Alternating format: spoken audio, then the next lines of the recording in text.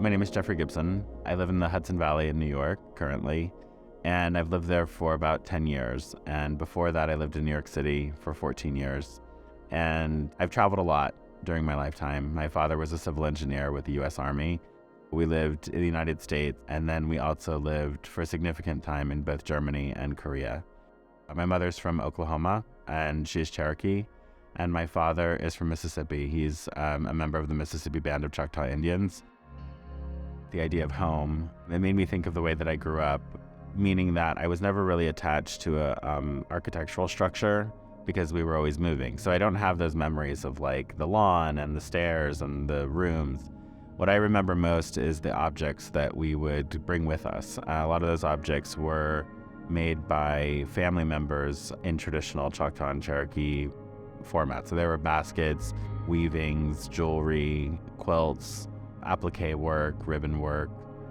And then I thought about how important images and photographs of family members were that we would also carry with us, usually in photo albums. And that honestly kind of was the beginning of this, thinking about, well, when I think about family, like what do I mean by family? Because, you know, being a queer person and the term chosen family, there's all these different alternative models of families. So I started thinking about that, and it kind of extended into other projects that I've been working on that are kind of really focusing on Indigenous kinship philosophies and trying to find ways of practicing acknowledging the natural environment as family. The whimsy forms that you're looking at in here, all of the silhouettes come from an actual whimsy. The earliest ones I've seen are roughly like 1880, and maybe they go to around 1915. I started collecting them probably, let's say 2005. They were made by Tuscarora people in the Niagara Falls region. And I think due to poverty, they were trying to use a traditional form of beadwork, which is raised or stacked beadwork, to appeal to Victorian tastes. I don't think were really valued appropriately at the time, and people found them to be not native enough and then not Western enough. I think as an artist and as a person, I feel like I also fall between many different kind of categories that are more clearly defined, and I've always wanted to pursue an aesthetic that could show this kind of cumulative effect of things as having value, and maybe even more value than when we kind of categorize things and separate them. They have this kind of like visual play for me when I walk around them that I'm not satisfied just looking at them from a fully frontal view, but I really enjoy looking at them in their depth and in their texture and how light engages them. My studio is in Claverick, New York. The building itself was the Claverick Public School, and it was built in 1904. The team of people I work with, we're somewhere between 10 and 14 at any given time. Everybody's an artist. Some people work on administrative things, some people work on painting, some people work on handwork. And these 4 whimsy pieces are the first that we've ever made. I mean, I feel like they're sort of like my entire practice in 4 objects. One beaded applique can certainly take 3 to 4 weeks. So as they were coming together, I could see that they were really good. I was like, these are fantastic. And I would get really excited as we continued like adding things to them.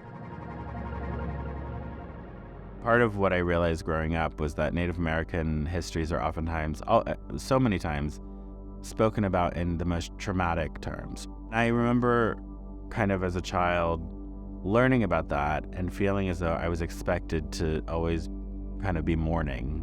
But at the same time, what I really cherished was like hanging out with my aunts and uncles around a fire and laughing and like hearing them tell stories. You know, the way that those histories are portrayed oftentimes, you know, it's a very narrow view of a full spectrum of a human being. I think I'm excited to see more and more Indigenous people taking part in topical conversations that are just about the world that we all share. I'm like proposing alternative ways of existing. You know, I think the craft element is oftentimes about acknowledging the history of craft within Indigenous arts. I appreciate the things that take time because there is something about contemporary life. We're moving faster than our bodies can accommodate, you know? And so when that happens, we're not making the best decisions. We're not like making the most thoughtful decisions. And there's something about beadwork in particular. We could look at any of these and we could say like, oh, there's like, 6,000 beads on there, which seems overwhelming. But the idea of just being able to put one beat on, and which doesn't take very much, to be quite honest, and then you put the second beat on, and it might seem kind of time consuming, but by about 30 minutes in, you're like, you've actually done something, and you've actually seen it go from like thinking about doing something to actually doing it, to actually completing it. I just feel like it's healthy for us to see things, to envision things, do things, and complete things.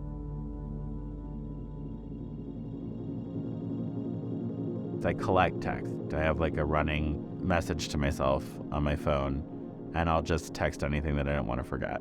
So if I'm out and someone says something, or I read something on a wall, or I hear a song, I have to immediately like type in the part that I'm interested in, and also where I saw it or where the lyric came from. And then I also started doing my own writing. I think sometimes song lyrics articulated things for me that I didn't know how to say. I didn't realize I would ever be any form of text artist, but now I'm starting to enjoy thinking about like the formal qualities of text and my own handwriting. Well, actually, the beadwork in these pieces is my handwriting. The 3-person kissing chair, I've drawn one in the past. So this project has definitely made me kind of think like, am I really into the Victorian era? Like, what is it about the Victorian era? I don't think I would have made this chair if I hadn't been working with the team here, because they kept giving me permission to just want and wish and do a sketch. And then Oscar and Kazu came in and got excited about thinking about how to bring in some of these traditional techniques in furniture making from that period. I remember we kept talking about kind of like upping the ante on the chair, like wanting to make something that seemed almost like royalty from another world is kind of how I was thinking. I was like, you'd come in and I'd be like, I would want arches. Like I would want like this like red, beautiful band of color moving around the whole chair. Okay, so if you have seats, do you want them cushioned? Yes. I would want words on my chair. Like I would want, hexagonal feet. I really could never find a fabric that like I felt I had a connection to. And then eventually I started designing and printing my own fabric. And I've just been obsessed with these snakes. I knew I wanted snakes on the cushions. With the sun in the back, again, it became about, this idea of family, that if I'm looking at the rest of the environment as family members, then the sun is a family member. So this kind of like lexicon of symbols is shared, I think, through everything, really, through the wallpaper, through the whimsies on the wall, and through the chair. Just seeing how that they all are really speaking to each other.